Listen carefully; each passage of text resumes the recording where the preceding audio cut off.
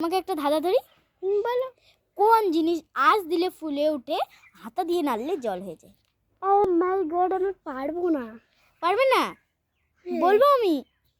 ওই যে ভাতের মাড়ের বাবলস, যেটা ফুলে ওঠে।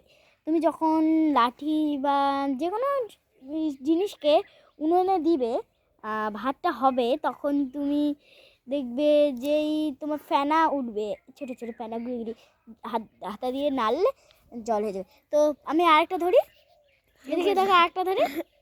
হ্যাঁ, তুমি ধরতে গেলে তুমি ধরতে গেলে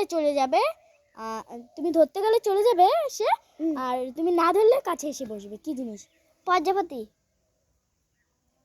প্রজাপতি ছাড়া অন্য কিছু হতে পারে। হরিণ। দুটোই হবে।